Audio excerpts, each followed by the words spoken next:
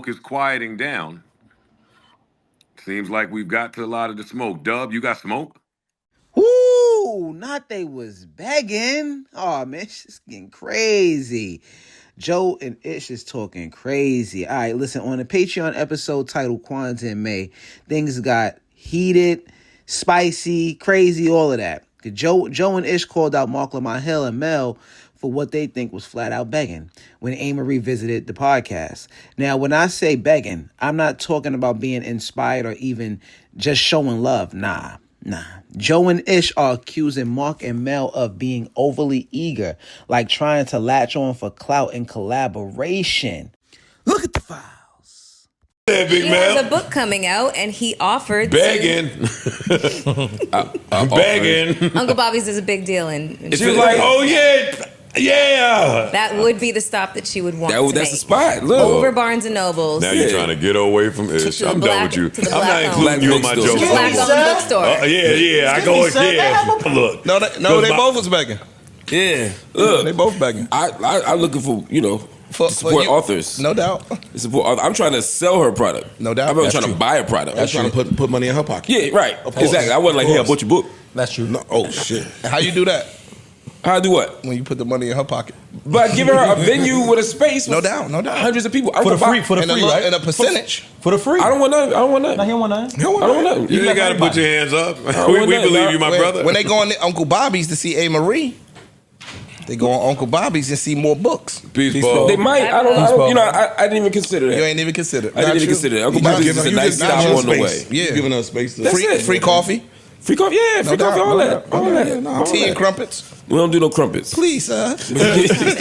Free tea. We know. Yeah. Mel, Anything Amerie want. She gonna come to Hot and Bothered too, right? Maybe. I No don't know. doubt, no doubt. Did you ask? Oh yeah, the I way did she not was. ask. Oh yeah, I forgot about No that. doubt. They both was and they bagged. I wanna prove- Mel was begging. I a lot was of not begging going Mel on. was in the that day. kitchen We're begging, gonna preview We were your book. talking. which is begging. No doubt. We were talking. It's a lot of artists come up here. You don't take pictures with them. In fairness, Mel knows. Now, listen. Joe kicked off things throwing shade at Mel for being a little too friendly with Amerie, claiming that, she was doing the most, trying to get Amerie to come over to Hot and Bothered. Joe made it sound like Mel was networking a little too hard, like, she was auditioning for Amerie's approval instead of just vibing, catching the vibes naturally and all that. Then here comes Ish, never to let one thing to slide, pointing out that Marc Lamont Hill was doing something slick too. According to Ish, Marc was using the fact that he owns a bookstore to push Amerie's new book, like a smart little cross-promotion play. You know what I mean? Ish accused Marc of dressing up the business as generosity. Now let that sink in, right? Now Marc, he had to come back, and that's expected. He's not going to let go, nothing and let things go unchecked. He calmly explained that he didn't want anything from Amerie. He just wanted to support her book, help her sell it, get the word out and see her succeed. But Ish was not buying that. To Ish, even if Marc wasn't asking for money or favors directly, the outcome still benefits him. Amerie fans, gonna walk into Marc's store, cop her book, and while they there, they may just buy something else.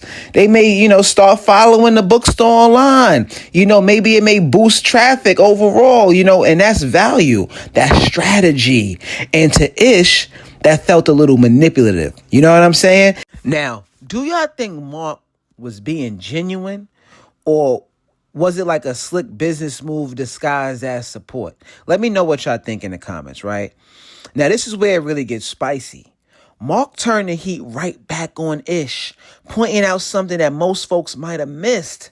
When Amerie said the name of her book, Ish immediately bought it on the spot, pulled out his phone and showed it to her in real time.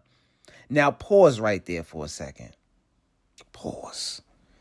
If Mel and Marc are begging, then what do you call a man who pulls out his wallet mid-show just to impress a guest? That's fanboy energy. You know what I'm saying? Was Ish being genuine, or was he trying to score some cool points with Amerie? Could that be seen as flirtatious? I think some could see that as flirtatious. I think so. But the biggest target in this episode wasn't even Marc. It was Mel. Ish took things a step further by bringing up the fact that Melissa Ford never takes pictures with other celebrities when they come on the podcast. But as soon as Amerie came through, Mel was right there, cheesing for a flick. Ish basically said, you know, what a lot of people were thinking. She was thirsty. You know what I mean? But this goes deeper. Mel has been using the Joe Budden podcast as a springboard for her own brand, her own show, her own moves. She's tapped into Joe's production team, reached out to Jay Wan to try and secure the interview with Jadakiss. Not try, she did secure the interview with Jadakiss on the Hot and Bothered podcast, and even leaned on to Joe's connection with Angie Martinez. And somehow, some way, she ended up with a Gracie Award for podcasting.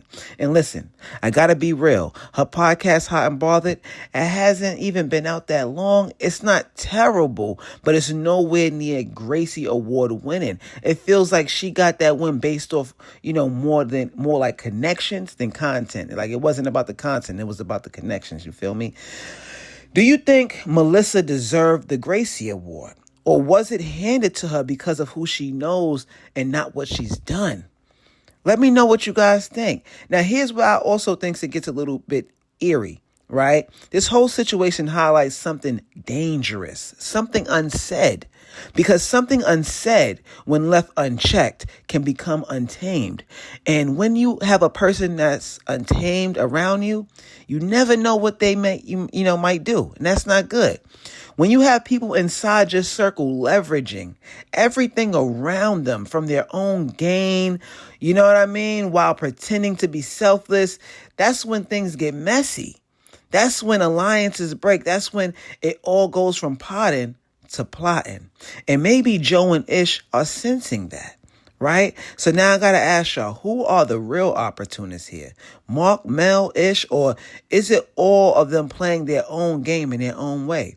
And was this just, podcast banter? Or did Joe and Ish pull the curtain back on some behind the scenes moves that needed to be exposed? Let me know what you guys think in the comments. And don't forget to like, subscribe, and share what you locked into, or what you like or whatever for the JBP universe, like me. You know what I mean? Let me know what you like in the comments. My guy Dub too, that's my man though. Gang gang. That's my man, Big Dub.